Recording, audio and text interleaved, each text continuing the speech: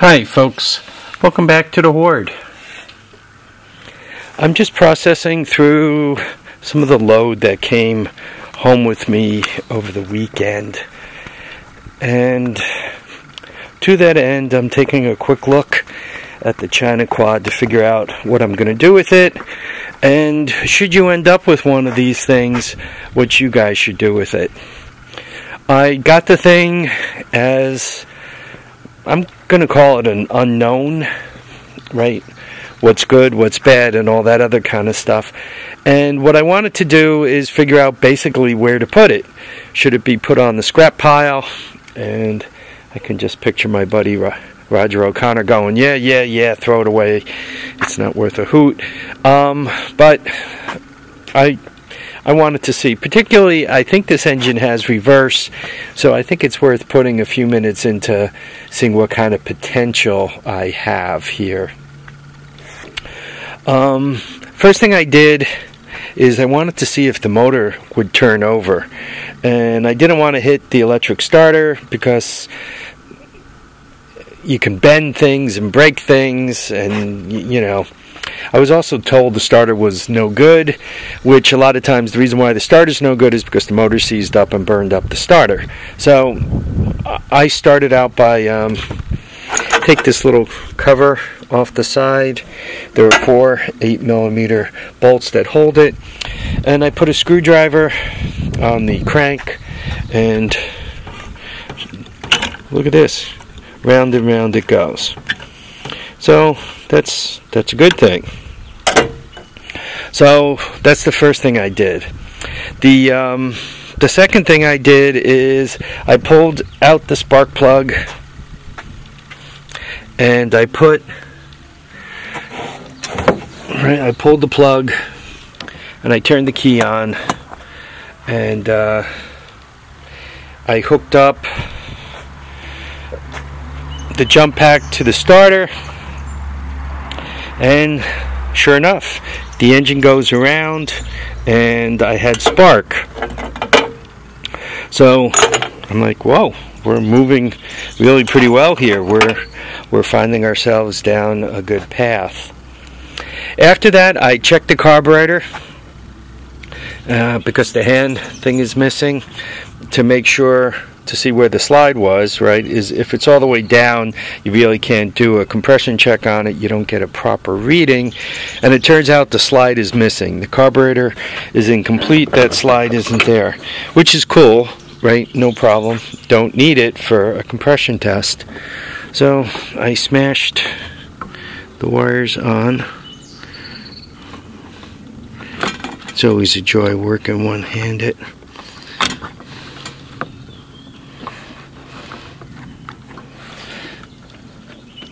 Hang on a second, I just gotta clamp that wire on.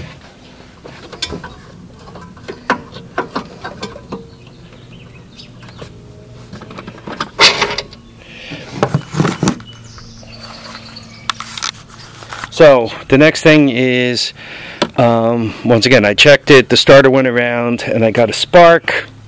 So then I smashed the compression gauge on it, and I turned the motor over, and it came in at about 50 psi. So the next thing I did is I put some oil into the cylinder, turned it over. And by the way, that's a good thing to do for a couple of reasons. If you're not going to use the motor immediately, if you put some oil in there, it kind of preserves things for a little while, keeps the valves moving, keeps the cylinder from rusting up and so forth, keeps the rings moving, keeps everything in good shape. So anyway, I put some oil in there, and I turned it over, and it came in at just under 150 psi. The gauge probably drifted down a little bit. So what is this telling me? This tells me that if I smash, all I have to do is smash a carburetor onto this thing, and I got a running motor. This was kind of a throw-in with the deal. So I was making the trip out there and everything else.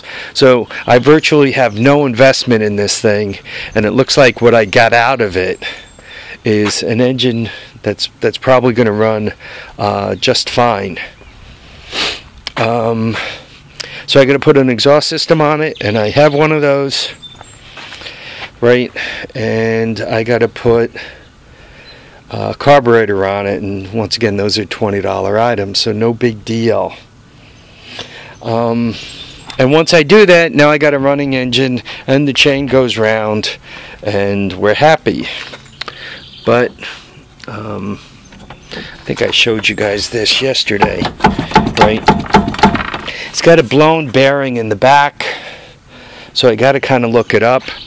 And the other thing it has, this has 4-bolt rims. I'm not sure about the spacing. I also don't know who made this thing. I don't know if it's like an Elan, E-L-O-N, I think is the way they do that, the way they spell it. So I kind of, I could take a quick look around the Hoard. I think these are 3s.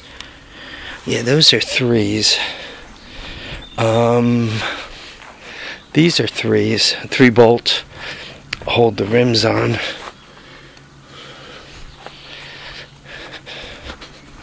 I got one more out here.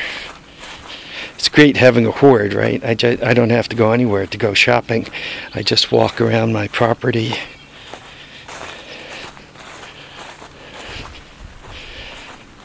Those are 4s.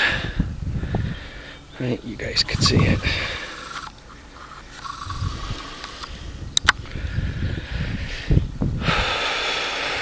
I should look the 2 bikes over. Maybe they're exactly the same. This thing runs, but it does not have reverse. Or it used to run. It might have died by now from just sitting and resting away. What am I going to do with it? I'm not sure yet. I'm really not sure yet.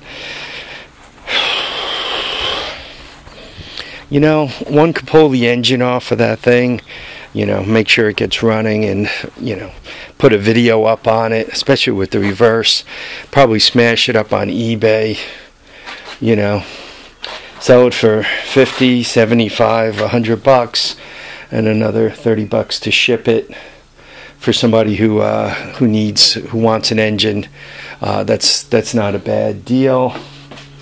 I'm not sure it'll go on a 125 or not. See, on the 125, the starters are on the bottom, and it's pretty tight up here. So I'm not thinking it'll go on there. I don't think Honda set up the spacing so that it would go on there. Even this guy, see where that air cleaner is? The way the engine comes down behind the air cleaner. I'm not sure it'll go on one of these either. So I think you're more or less stuck jamming them onto a China frame or something you set up and build yourself. Generally speaking, these power plants, though, the China power plants, are halfway decent copies of the Honda, and though a head-to-head test of a Honda 110 or 125 or 90 or 70 compared to one of these guys on a head-to-head test, obviously the Hondas will outlast them. From a power point of view, the China bikes are probably somewhat equal, maybe slightly even ahead. But from a longevity point of view, the Honda stuff will last much, much longer. So obviously one prefers Honda. But if one's just building a cart for beating about with, or once again, if you're a kid just starting out, this China stuff is a good place to kind of learn, right? If you're going to mess something up, it's better to mess up a China quad that you can, typically get for $50 each. So you get a few of them and you learn your trade with them, and then move on to something better, a China model. or a Japanese model, hopefully a Honda.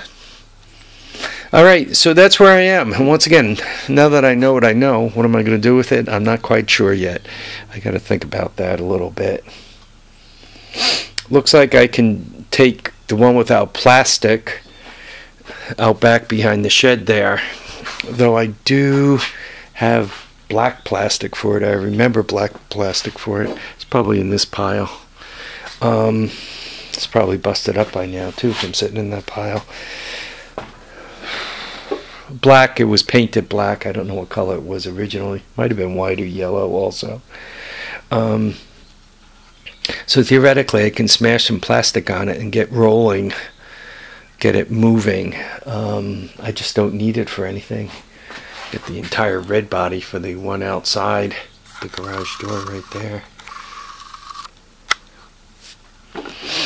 Alright folks, I want to thank you all for watching and commenting and subscribing. Remember to keep your feet down, keep your heads up, and please get out there and enjoy all your days. Bye now folks.